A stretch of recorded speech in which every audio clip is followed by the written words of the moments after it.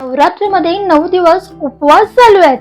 दशमी सोबत कोणती भाजी खाऊ कळत नाहीये. चला तर मग आज मी धनश्री शिंदे तुमचं धनश्रीज किचन मध्ये स्वागत करते. तर आज आपण बघणार आहोत नवरात्रीच्या उपवासाला चालणारी भेंडीची भाजी. चला तर मग रेसिपीला सुरुवात करूया. तर मी इथे सर्वात आधी भेंडी जी आहे ती अशी चिरून घेतलेली आहे. अगदी जास्त बारीक अशी नाही कट करायची भेंडी, थोडेसे असे जाडे असे भेंडीचे काप ठेवायचे. आणि ही भेंडी जी आहे ती कापायच्या आधी आपल्याला स्वच्छ धुवून कापडाने छान अशी पुसून घ्यायची आहे आणि मगच कट करायची. आणि त्याच्यामध्ये सगळ्यामध्ये बघायचं की भेंडी किडकी नाहीये ना, हे सगळं चेक करून आपल्याला ही भेंडी कट करायची आहे. त्यासोबतच मी इथे हिरवी मिरचीचा ठेचा करून घेतलेला आहे. आता ही हिरवी मिरची जी आहे ती जास्त तिखट नाहीये, म्हणून मी जरा हिरव्या मिरच्या जास्त घेतलेल्या आहेत. तुम्ही जर का तिखट मिरची घेत असाल तर कमी घेतले तरी सुद्धा चालेल.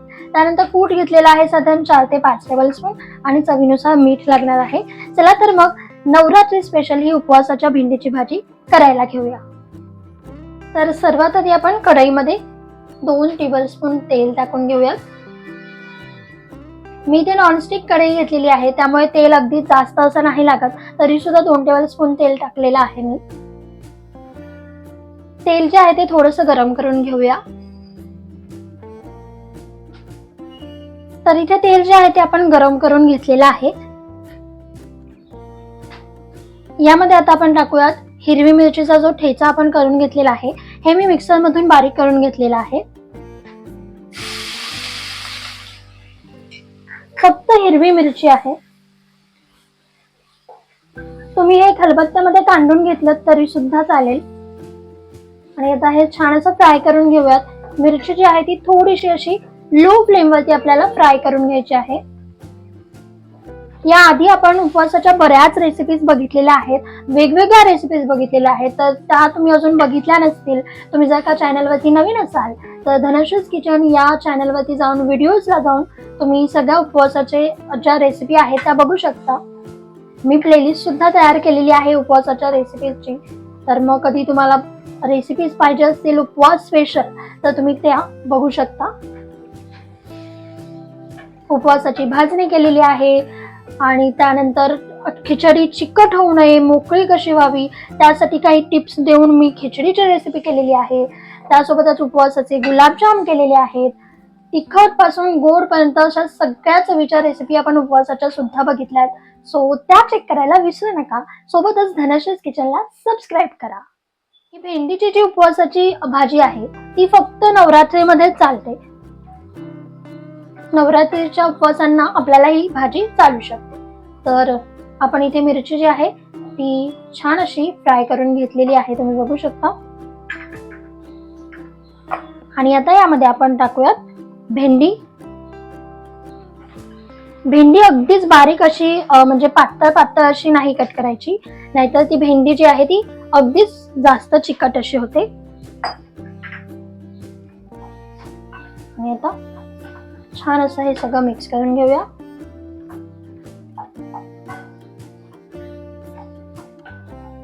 तुमच्याकडे अजून कोणकोणत्या भाज्या उपवासासाठी चालतात हे मला कमेंट बॉक्स मध्ये नक्की कळवा, म्हणजे मग मी त्याच्या सुद्धा रेसिपीज नक्की ट्राय करेन.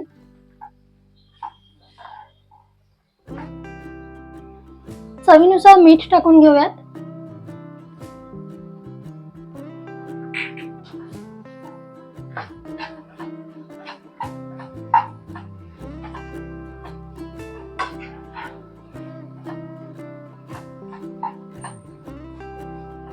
आणि आता ही भेंडी जी आहे ती आपल्याला छान अशी शिजवून घ्यायची आहे. तर मग 6 ते 7 मिनिटांसाठी आपण असं झाकून शिजवून घेऊयात भेंडीला. मधून मधून थोडंसं मिक्स करून घ्यायचं जेणेकरून खाली लागू नये. तर लो टू मीडियम फ्लेम वरती ही भेंडी जी आहे ती आपण शिजवून घेऊया.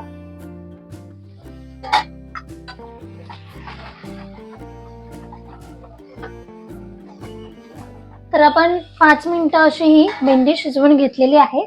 आता आपल्याला साधारण 2 ते 3 मिनिटं ही अशीच म्हणजे न झाकता अशीच परतवून घ्यायची आहे, म्हणजे ती थोडी मोकळी होईल. त्याचा जो चिकटपणा आहे तो थोडासा कमी होईल. तर तुम्ही इथे बघू शकता आपली भेंडी जी आहे ती थोडीशी शिजत आलेली आहे.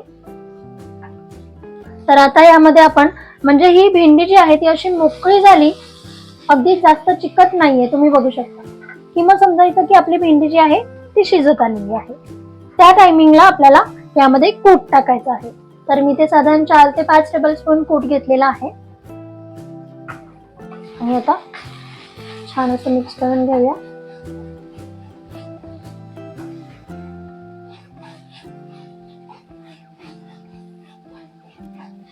आणि हे असंच 2 मिनिटं परतून घेऊयात.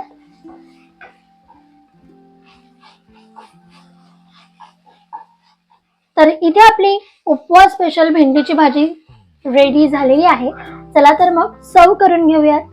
तर इथे आपली नवरात्री स्पेशल उपवासाची भेंडी तयार झालेली आहे. तुम्ही सुद्धा या नवरात्रीमध्ये ही उपवासाची भेंडीची भाजी नक्की ट्राय करून पहा. ही तुम्ही साबुदाण्याची खिचडी, भगर, दशमी यासोबत खाऊ शकता. तर ही रेसिपी आवडली असेल तर रेसिपीला लाईक करा. अशाच मस्त मस्त रेसिपीसाठी धनश्रीज किचनला सबस्क्राईब करा आणि त्यासोबतच बेल आयकॉनवरती क्लिक करायला विसरू नका. Bye bye. लवकरच भेटूयात नवीन रेसिपी घेऊन.